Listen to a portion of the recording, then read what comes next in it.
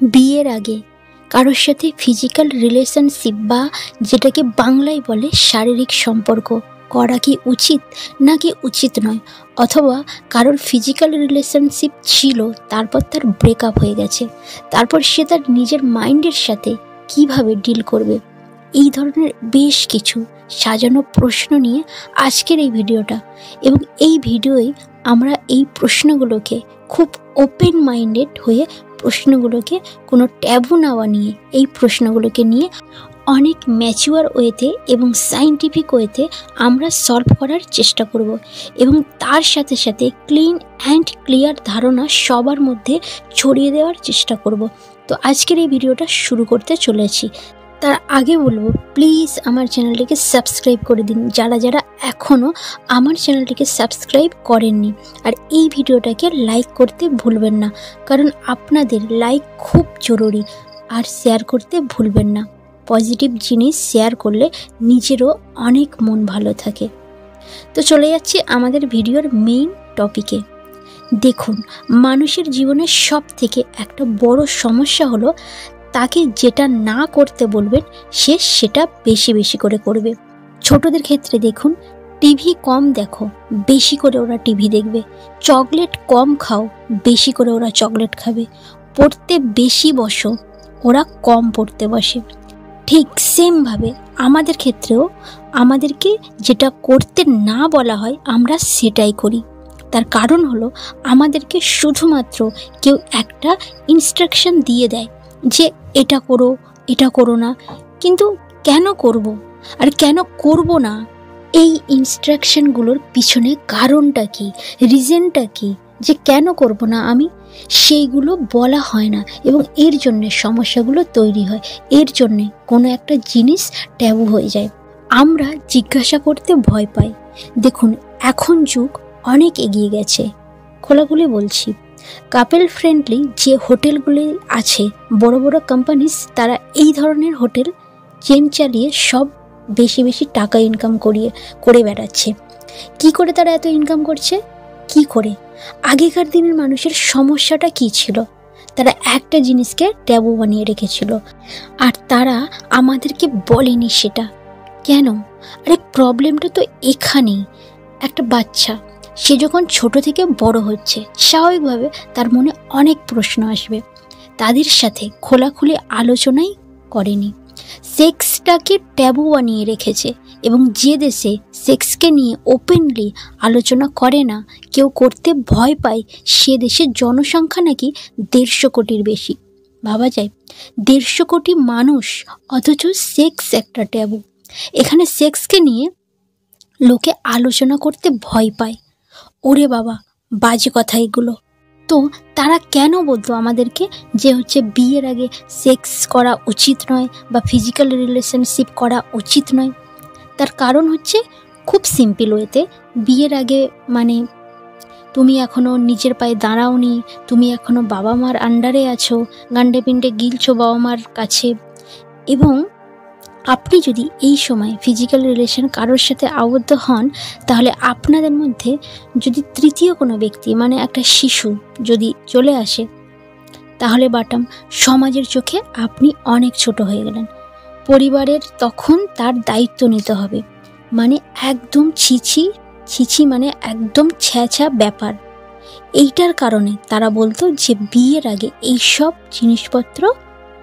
জিনিসপত্র একদম করা উচিত নয়। কিন্তু আমরা তো মানুষ, আমরা তো কেউ সোনার পাত্র বা পাত্রী নয়, আমরা তো এরকম কিছুই নই। দেখুন, আমি কিন্তু একবারও বলছি না যে বিয়ের আগে আপনি সেক্স করুন। আমার বক্তব্য যে এটা প্রত্যেকের ব্যক্তিগত প্রেফারেন্স। কেউ মনে করে যে আমি এক্সপ্লোর করব, আমি করব, তো সে করবে। কেউ মনে করে আমি করব না, তো সে করবে না। তো ব্যাস, এটাকে নিয়ে এত আলোচনা করা, এত খিচুড়ি পাকানো, এটাকে নিয়ে এত ঘেঁটে একটা দুর্গন্ধ করার কোনো মানেই হয় না। আর এখনও পর্যন্ত আপনাদের মধ্যে যারা এই 2024-এ দাঁড়িয়েও এই জিনিসটাকে ট্যাবু বানিয়ে রেখেছেন, তাদেরকে বলছি, প্লিজ এবারে এই ব্যাপারটাকে ট্যাবু বানাবেন না। এই ব্যাপারটা ট্যাবু বানাবেন না। এখানে সেক্স ব্যাপারটা এত ট্যাবু বলেই এখানে এত রেপ হয়। সেক্স ব্যাপারটা ট্যাবু বলেই মানুষ বোঝেই না সেক্স কি, কেন করে বোঝেই না এইসব কেউ, ভাবে যে বিশাল মজা বিশাল মজা। এখান থেকে যদি আরেকটা জিনিসকে টেনে আনি, এখানে একটা প্রশ্ন দাঁড়ায়, তাহলে রিলেশনশিপে আমি যদি কারোর সাথে যাই আর উল্টো দিকের পার্সন যদি আমাকে জোর করে সেক্সুয়ালি রিলেশনশিপে জড়ানোর জন্য, তাহলে কি আমার সেই রিলেশনশিপে যাওয়া কি উচিত না উচিত নয়? ঠিক আগের পয়েন্টটাকে টেনে আমি বলছি, এটা একটা পার্সোনাল প্রেফারেন্স।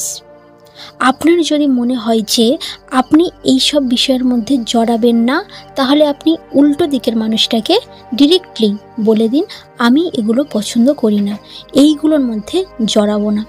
এবং এতে কোনো লজ্জার কিচ্ছু নেই, এতে এমন কিছু নেই যে আমি যুগের থেকে পিছিয়ে গেলাম, কোনো কিচ্ছু নেই এর মধ্যে।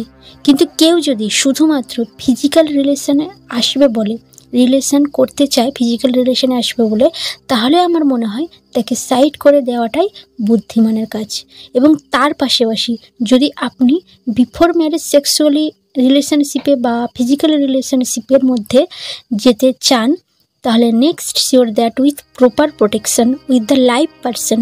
কারণ যার তার সাথে তো এগুলো হবে না, তো রাইট প্রোটেকশন। তো এই বিষয়গুলো নিয়ে খোলাখুলি আলোচনা করতে শিখুন। এইসব জিনিসপত্রকে কতদিন ট্যাবু বানিয়ে রাখবেন, আর কতদিন চলবে এইভাবে? 2024 তো হয়ে গেছে, আমরা সবাই দামি ফোন ইউজ করছি। আরে মাইন্ডের দিকে থেকে তো একটুখানি খোলা হতে হবে, ওপেন ডেট হতে হবে। বিদেশি সিনেমা দেখছি, তাদেরকে দেখে খুব মজা পাচ্ছি, এদিকে আমরা ট্যাবুর মধ্যে জড়িয়ে পড়ে আছি, সোশ্যাল ট্যাবুর মধ্যে। তাহলে কি করে হবে? তো এখান থেকে আরেকটা লাস্ট কোয়েশ্চেন যেটা আমাদের অফার করছে, সেটা হচ্ছে, সে যদি কারোর রিলেশনশিপে ছিল, ফিজিক্যাল রিলেশনশিপে ছিল, তারপর তাদের ব্রেকআপ হয়ে গেছে, তখন সে তার মাইন্ডকে কি করে কন্ট্রোল করবে? ধরুন আপনি যে পার্টনারের সঙ্গে রয়েছেন, সে অন্য কারোর সঙ্গে ফিজিক্যাল রিলেশনশিপে চলে গেছে বা হয়েছিল অন্য কারোর সঙ্গে ফিজিক্যাল রিলেশন। একটা সময় সেটাকে আপনি কন্ট্রোল করতে পারবেন, তাকে বলবেন করো না, বা আপনি তার সাথে দূরে সরে গেলেন, পুরোটা বডি লেভেল।